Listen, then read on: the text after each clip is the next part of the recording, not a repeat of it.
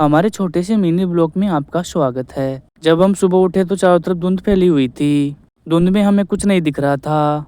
जब हम अपने बाड़े में जाकर देखा तो वहां पर भी धुंध पड़ रही थी। ज्यादा सर्दी पड़ने के कारण हमारे जानवरों को सर्दी लग रही थी। इसलिए हमने सर्दी रोकने के लिए जानवरों की तरपाल लगाया, क्योंकि मेरे को बहुत ज्यादा सर्दी लग रही थी। मेरे पीछे जो बछड़े खड़े उनको भी सर्दी लग रही थी। फिर मेरा भाई और मैं तपने लग गए। मेरे भाई को ज्यादा सर्दी लगने के कारण हाथ पैर लकड़ी जैसे हो गए थे। फिर मैंने मेरे भाई को बोला कि थोड़ी सी लकड़ी लाओ, क्योंकि हमारे चाचा जी के मकान का काम चल रहा था। क्योंकि हमारे मकान में काम करने वाले कारीगर भी अभी अभी आए थे। फिर हमने उनको तपाकर उनकी मदद की। फिर हम सभी बैठकर वापस तपने लग गए। कारीगर बोल रहे थे कि ज़्यादा सर्दी पड़ने के कारण हमारे हाथ बर्फ जैसे हो गए। फिर मैं छत पे चला गया। हमारी छत पे से चारों तरफ के मकान नहीं दिख रहे थे। सर्दी के कारण मेरी नाक ठंडी हो चुकी थी। आप देख सकते हैं हमारे खेतों में भी धुंध पड़ रही है। ज्यादा सर्दी पड़ने के कारण पता नहीं गांव वाले कहाँ चले गए। आज तो बहुत ज्यादा सर्दी है। फिर मैं छत से नीचे आ गया। फिर मैंने देखा तो कारीगर अभी भी ताप रहे थे। अब मैं खेत में जा रहा हूँ, क्योंकि हमें पानी की टंकी भरनी है, इसलिए हमें पाइप लगाना है। फिर मेरा भाई पाइप उठाकर लाता है, कि इसको भी सर्दी में बहुत ज़्यादा गुस्सा आ रहा था, इसलिए मेरी तरफ पाइप कर रहा था। मेरा भाई मेरे को जाली के नीचे भेज देता है, कि बोला कि आज तुझे पाइप लगाना है, क्योंकि हमें आज ही टंकी भरनी है। फिर मैं जाली के नीचे से निकल जाता हूँ। हमारे पापा ने बोला था कि आज ही तुम्हें टंकी भरनी है। अगर आज तुमने टंकी नहीं भरी तो तुम्हारी आमलेट बना दूंगा। पापा ने बोला कि नहाने के लिए पानी खत्म हो चुका है। हमारी सर्दी में ऐसी तैसी होने के कारण हम फिर वापस तापने लग गए। आज तो सर्दी में सबकी हालत खराब हो चुकी थी, क्योंकि धुंध हटने का नाम नहीं ले रही थी। तो हम वापस तपने के लिए बैठ जाते हैं और चुटकुले से मैं मज़ा लेने लग जाता हूँ और इनसे मैं बात करने लग जाता हूँ। हमारे मकान के सामने पता नहीं कौन फॉर्चूनर खड़ी करके चला गया। फिर हम इनको साफ करने लग गए। हमें भी सर्दी में बहुत गुस्सा आ रहा था। फिर हम पाइप से हाथ गंदे हो गए थे, फिर हमने हाथ धो लिए अपने। ठंडे पानी में हमारे हाथों की ऐसी तैसी हो चुकी थी, क्योंकि हाथ लकड़ी जैसे हो गए थे। फिर हम चल पड़े अपने खेत पे। फिर मेरे को जोश आ गया। फिर मैं अपने गेट को उठा लेता हूँ और वापस रख देता हूँ, और फिर मैं चल पड़ता हूँ अपने खेत में। हमें अपने घर वालों पर बहुत गुस्सा आ रहा था, क्योंकि हमें काम उड़ा दिया। फिर हमने जाकर देखा तो खेतों में भी बहुत ज़्यादा धुंध पड़ रही थी। घर वालों ने हमें चाय भी नहीं पीने दिया। अब हमारी मंजिल ज़्यादा दूर नहीं रही है, क्योंकि हमारा खेत पास में आ चुका था। फिर हम खेत में आकर देखा तो इस खंबे को पाड़ने लग गए। फिर हमें गुस्सा आ गया। फिर हमने चल दिया अपने खेत में। खेत में जाते जाते मेरे पैर बहुत ठंडे हो चुके थे। मेरे को बहुत ज़्यादा गुस्सा आ रहा था। फिर मैं क्रिकेट खेलने लग गया। हमारा बहुत सारा काम है। यहाँ पर डाँट हमें फुहारे से डाँट खोलनी है। हमारी सर्दी में ज़िंदगी की बहुत ऐसी तैसी हो गई थी। फिर मेरे से डाँट नहीं खुलती है तो मेरे दोस्त को बुला लेता हूँ, कि मेरे में ताकत नहीं है, तू खोल के बता। मेरे भाई की भी सर्दी में रोंगटे चूहे जैसे हो गए थे। फिर ये लास्ट में खोल नहीं पाता है। फिर लास्ट में मैं खोल लेता हूँ और हम नाचने लग जाते हैं, बहुत खुश होते हैं।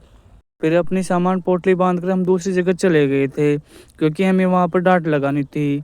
हमारी डाँट लगकर रेडी हो चुकी है अब। फिर हमारे घर की तरफ हम चल पड़ते हैं।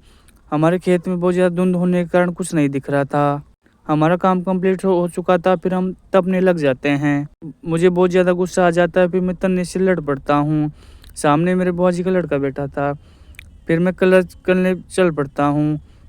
कारों पे गुस्सा आ जाता है, क्योंकि रोल कलर करने के लिए रोल नहीं दे रहा था। फिर मैं कलर करने लग जाता हूँ, क्योंकि मुझे भी पेंटर बनने का बहुत शौक था। फिर मैं दीवार पर पेंट करने लग जाता हूँ। फिर तन्नी आ जाती है, अरे भाई साहब मुझे कलर करना नहीं आता। फिर मैं तन्नी से पूछने लग जाता हूँ कि कलर कैसे किया जाता है। फिर मैं वापस तन्नी को दे देता हूँ। फिर हमारी चड्डी गैंग कुएं पे से आ जाती है, क्योंकि इनको सर्दी नहीं लगती है। फिर हम इनके पास चलते हैं, क्योंकि इनको बहुत ज़्यादा सर्दी लग रही थी। फिर तापने के लिए ये भी आ जाते हैं। फिर हमें गुस्सा आ जाता है। फिर मैं इसके बाल खींचने लग जाता हूँ, क्योंकि इसके बाल ऐसे खजूर जैसे हो रहे थे। फिर मैं अपने काम करने के लिए अपने बाड़े में डोले डमले उठा लेता हूँ, क्योंकि पापा ने बोला था कि इनको पानी पिलाना है। फिर कालू मेरी तरफ देख रहा था। मैंने बोला इसके रिपोर्ट पड़ेगी।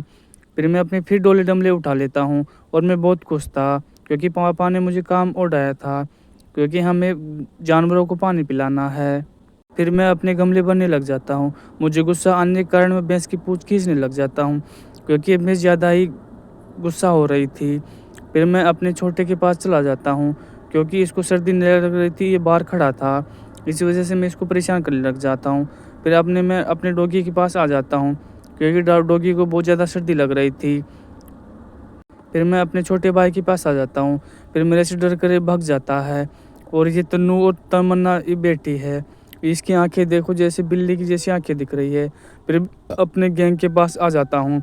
गैंग टाटा करने लग जाती है, क्योंकि ये सर्दी में बहुत खुश थे। फिर मैं कुत्ते को ज़्यादा सर्दी लगने के कारण मैं इसको कुछ कपड़े उड़ा देता हूँ, फिर ये भग जाता है। फिर मैं अपने गैंग के पास आ जाता हूँ, क्योंकि तापने के लिए कुछ नहीं था। फिर कलर वाले के पास जाता हूँ तो ये कलर कर रहा था। फिर अपनी चड्डी गैंग से मैं मजाक करने लग जाता हूँ। मैंने बोला इस हथौड़े को उठाना है। फिर मैं उठाकर वापस कंधे पे रख लेता हूँ और मैं ज़मीन पे ज़ोर से मार देता हूँ। और फिर मैं कालू को बोलता हूँ कि तू उठा के बता। फिर तन्नू ने कोशिश किया, तन्नू से भी नहीं उठता है, क्योंकि तन्नू में ज़ोर नहीं था। फिर वो भी नीचे पटक देती है और टाटा करने लग जाती है। फिर अपने वर्करों को काम पे लगा देते हैं, क्योंकि बहुत ही शरारती गैंग है। इसका नाम है चड्डी गैंग, जो पूरे दिन सर्दी में घूमती रहती है। फिर मैंने देखा तो इधर तो जुआबाजी चल रही थी। सटोरी थे एक नंबर, और खाट पर भी बैठे जुआबाजी खेल रहे थे। फिर मैं आ जाता हूँ अपने छुटके के पास, जो थार चला रहा था। ये भी बहुत बावनाबार है, गाड़ी को ऐसे घुमा रहा था। फिर मैं अपनी गैंग को टाटा करने के लिए बोलता हूँ, क्योंकि सर्दी में बैठे थे। फिर मैं खाना खाने लग जाता हूँ, क्योंकि मुझे बहुत भूख लग जाती है। फिर मैं अपने भाई के पास आ जाता हूँ। इसको बहुत ज़्यादा गुस्सा आ रहा था, क्योंकि मैंने काम नहीं किया। फिर ये चला जाता है। फिर मैं आ जाता हूँ टीटू के पास। टीटू साइकिल चला रहा था। फिर मैं इससे मिलने लग जाता हूँ, क्योंकि इसको भी बहुत ज़्यादा सर्दी लग रही थी। फिर मैं आ जाता हूँ आराम से अपने खेत में। खेत में मैं बहुत काम है, इसलिए हमने कुल्हाड़ी उठाकर अपने खेत में चल दिया। मम्मी ने बोला था कि पेड़ काटना है, उसकी पेड़ की टहनियाँ काट कर हमें कुट्टी काटनी है। घर वालों ने बहुत काम दिया था, इसलिए हमें बहुत गुस्सा आ रहा था। फिर मैं चला जाता हूँ सरसों के खेत में। हमारी सरसों आज कितनी अच्छी लग रही है, क्योंकि हमें बहुत अच्छी लगती है सरसों, इसलिए सरसों के खेत में घुस जाते हैं। फिर हमने कुल्हाड़ी उठाकर आम के पेड़ की तरफ चल पड़ते हैं। जब आम के पेड़ को काटने लग जाते हैं, क्योंकि आम को पेड़ को नहीं काटना चाहिए, क्योंकि हमने बहुत ही दोनों से पाला है। फिर अब हम चले जाते हैं एड़ू के पेड़ में, क्योंकि इसमें से हमें टहनियाँ काटनी है। फिर मैं ऊपर चढ़ने लग जाता हूँ। फिर मुझे मेरा भाई का लड़का बोलता है कि मैं ऊपर चढ़ता हूँ, क्योंकि मुझे बहुत एपिट है ऊपर चढ़ने की। फिर वो ऊपर से टहनियाँ काट देता है। मैंने सोचा ऊपर से गिर मत जाना। हमारा लोकेशन देख सकते हैं, खेत में कितना हरा भरा है, कितनी अच्छी लोकेशन है। फिर ये लास्ट में पेड़ काट देता है और नीचे से धड़ाम से पेड़ पड़ जाता है, और ये हमारा चुटकू बोर खाने लग जाता है। फिर ये पेड़ में से उतर जाता है, उतर कर फिर नीचे आ जाता है। फिर हम घर चल पड़ते हैं। तारों में से निकल कर हमें आराम से जाना पड़ता है, क्योंकि तार चुभ जाते हैं। फिर हम घर की तरफ चल पड़ते हैं, क्योंकि हमें फिर भूख लगने लगी थी। इसलिए गाइस, अगले चैनल में आपका सब्सक्राइब करना।